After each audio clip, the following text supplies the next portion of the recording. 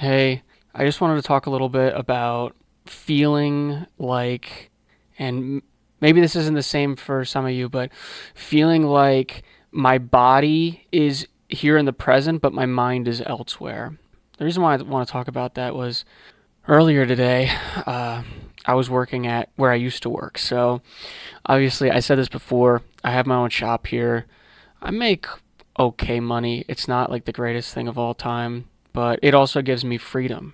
Nobody's over my head being like, you need to do this on time and you need to, do a backflip and you need to cross your eyes or whatever. Instead, it's just me, right? I am my own critic. And you see this all the times when in the way I talk. But anyways, I'm kind of going off topic. The place I used to work is just down the road from me, and it's not like it's not like a W-2 thing. It's like, you go in, and obviously, yes, the rest of the employers are under whatever, but I'm basically able to just go back whenever and work. I mean, I struck a deal with the boss man, and he said okay, so I just figured, hell with it. I had to do some stuff, and I figured I'd park my car for the day, and I was like, yeah, whatever you guys want, I'll help you out. And the employee that was working there today is telling me stuff and yada yada yada, and I'm listening, right? Like, I'm trying my hardest because I say this before, I care about people, right? Like, it's uncaring to not listen to somebody. So yeah, I'm trying to listen, and I just feel like my mind is wandering, right? Like, it's just going to other places. And like, it's funny too because I like the place there that I used to work. I do. I like the people. They're very nice to me. But even while I was working, like post him, telling me, because I haven't been there in a couple of years, so he's kind of giving me the rundown. And my mind is just elsewhere.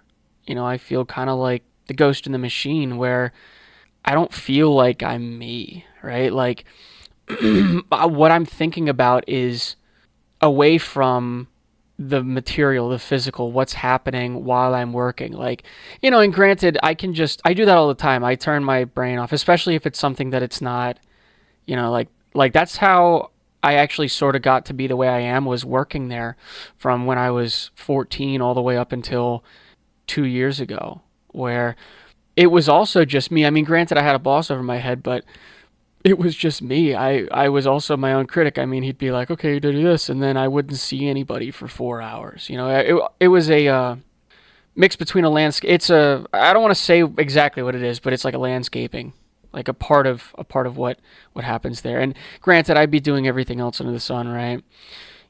We'd be putting in electrical work and whatever else, but I would attribute that to a lot of the skills I've learned to translate them to here at the shop. But yeah, like I said, I'm kind of getting away from what I was saying, but I feel like even when I'm doing stuff like I was raking and doing mulch and using a tractor and everything else, and I should be paying attention to what I'm doing. I should be focused on work, and yet I'm elsewhere. I'm thinking about things that have deeper meaning. It feels like I'm lacking something in my life, like something's missing. And even here at the shop when I'm doing stuff anymore, I feel like my mind is just elsewhere. Like, there's bigger tasks at hand and they're not being finished. And a lot of that comes down to things just not working out in life, right? So like, even though I have my own shop, I am not a very rich person. I'm not. I do a lot of things for free. And I would rather the payment for people be them feeling like I care about them, or that, maybe they love me. Like, I think that would always be a nice thing. I once again, love it isn't transactional, but like, I'm sort of doing it out of love and wanting people to sort of understand who I am, right? So like, I'll make a cutting board for somebody and I'll try really hard. It'll take me, 6 hours or whatever, besides the gluing portion and everything else, and doing routering and whatnot, whatever you want to call that, a cut, uh, inner cut for like juices and stuff to flow through. And that stuff takes me time because I don't have my CNC machine set up. But what I'm sort of pointing at is that, like, I literally am like sort of doing this shit for the love of the game. Like, I'm doing it for others' love, which obviously isn't the best thing to be doing, right? And granted, yes, if somebody's like, "Oh, go fuck yourself," like, I'm gonna be like, "Okay, like it's on you," It's, but at the same time, why would they be saying that, right? Like, is it truly them, or am I missing something? This goes back to my mind wandering. I'm walking around the place thinking about things that are important and things that aren't getting done in my life, such as, having a house, having money, having, like, granted, stuff won't give you happiness. I understand that, but I feel like my life isn't really going anywhere.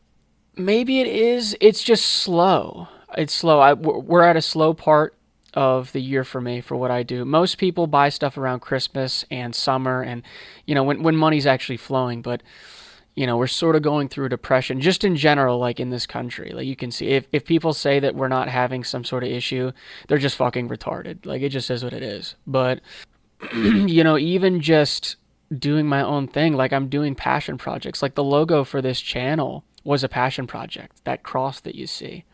Granted, it was kind of hurriedly made, but it's still like I didn't have to, waste the good wood I had. I could have used something else. And honestly, looking back, I probably should have used a fucking piece of trash. Maybe it'd actually have more symbolism considering that, the cross is rotted. Jesus' cross isn't even maybe there anymore. But yeah, like I'm just thinking about things like how people behave and how our systems run and like I always say, who we are as people. Am I doing the right thing?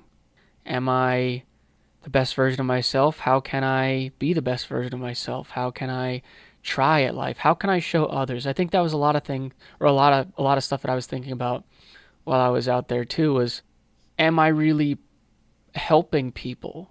Right? Because in a sense, like everybody likes to think that they help people, but are your words really having an impact on them? Are they really lasting?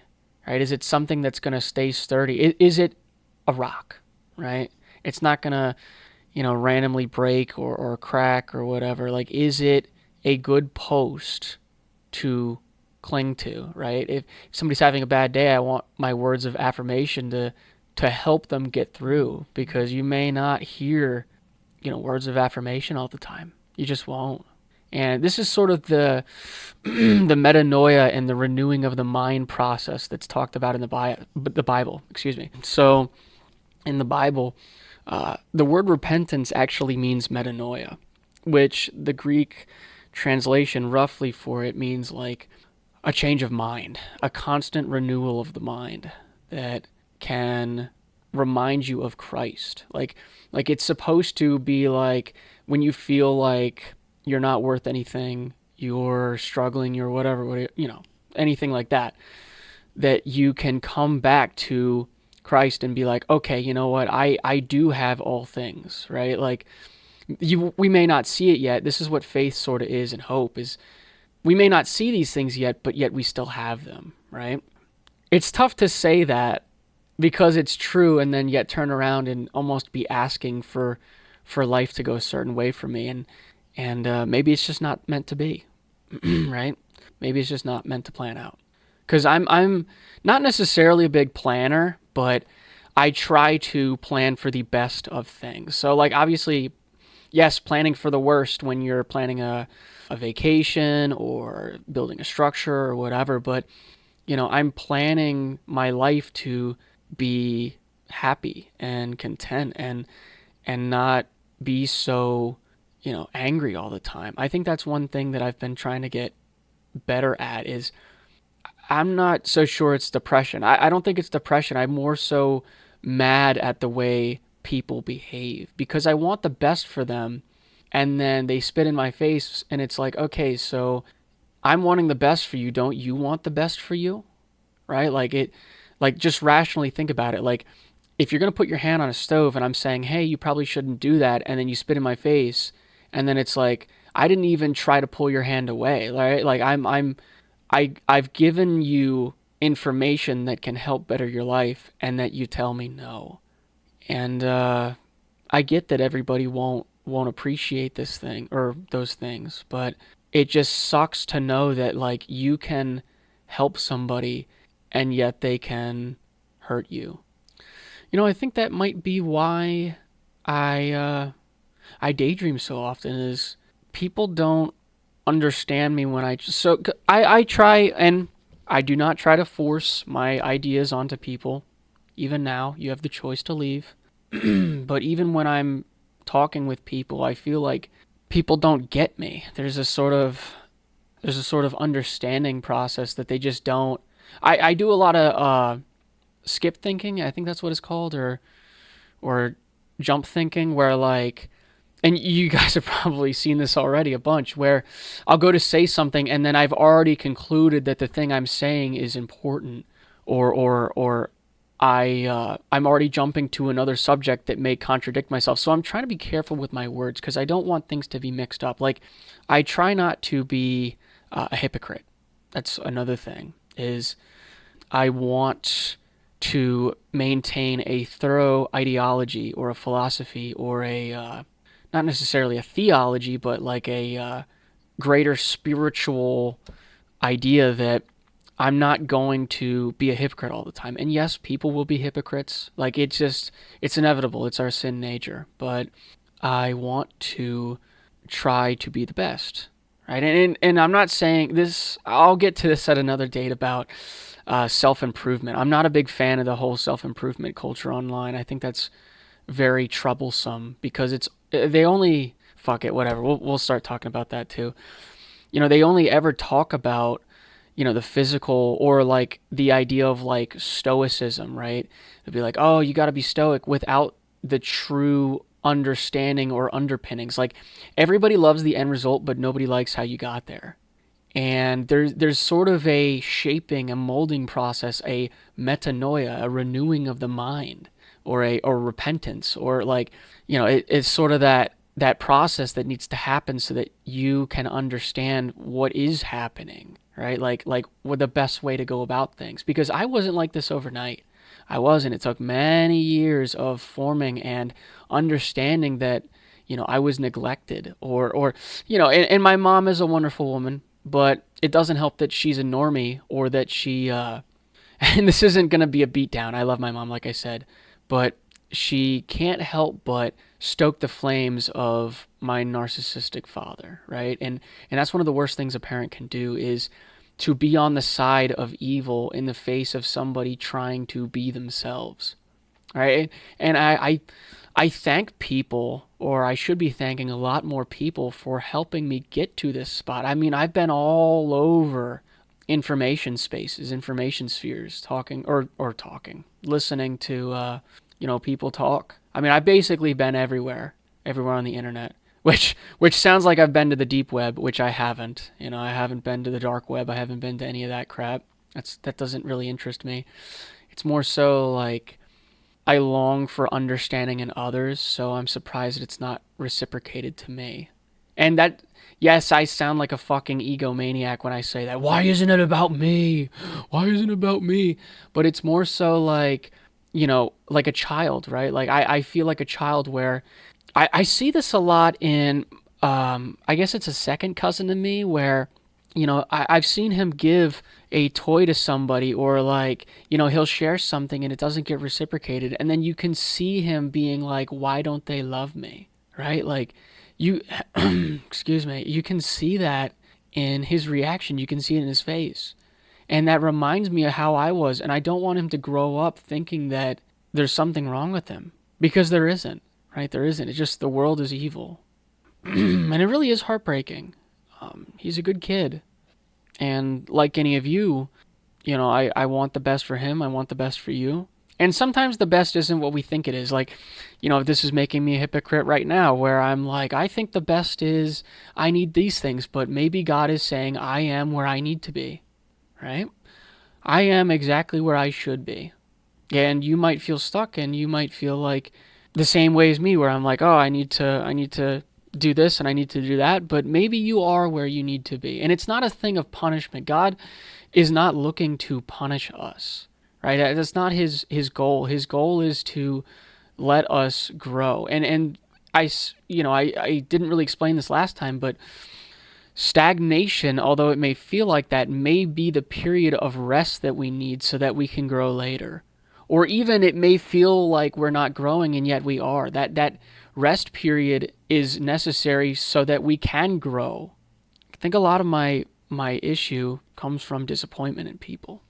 I'm disappointed in how people don't try. They don't even try. I mean, like you see it right now. The world's collapsing. And that sounds very dramatic of me. I mean, it just is though. Like things are falling apart. I mean, you fucking drive on the road and there's a pothole that you can fill 4 fucking people in. And I'm not just talking about infrastructure or material. I'm talking about how people interact with each other, right? Like even social dialogue or monologue or how we think is just deteriorating, right? We're losing words. We're not even, and there's a subculture of people who are getting back into reading. I see that. I was listening to a guy on YouTube earlier who sounds a lot like myself. I'm sure there's some things where we differentiate, but he seems like he's got a good head on him. and that makes me feel good because usually the subculture becomes the culture, right? So like if there's something, it's whoever, like I had sort of said this in a previous video, a wheel, right? Where everything's kind of on this wheel, but it also is like, it can also pertain to culture. So like the wheel I was talking about was about attributes of people, but you can also make another wheel where right at high noon on the wheel, you have people who are just the average. Like they're not really ahead of the curve, and they're the people who follow trends. And then you have people behind the curve who will try a trend after, or like boomers are a great example of this. They can't understand that like a house is like $50,000, or that was kind of a low amount, but $500 million. They're always behind the curve, literally on everything. Like even the people who are nice to me, like I work with a bunch of boomers, or I did work with a bunch of boomers at that place I was telling you about, and they are generally behind the curve on things, right? Like they just are, and I hope to never get like that. I don't mean it in the sense of like I'm not going to be trying trends on or like doing whatever, but I would like to know what's happening in the world or like how it affects people. And then you have the opposite of that, who are like the trendsetters. And sometimes you can be so far ahead of the curve at the bottom of the wheel, right? Like at the 6 o'clock position. You can be so far ahead of the curve that you almost are behind it again. Like trends usually happen every, I think it's like 30 or 40 years or something. So it's interesting to see how like you almost want to be at like the 3 o'clock position where like you're ahead of the trend, but yet you're not so far ahead to where, or even like the 4 o'clock position where you're like just enough to where you may seem outdated, but yet you are ahead of the curve because you're getting ready to set it. This is roughly why I was talking about, art the other day, where like art progresses a society.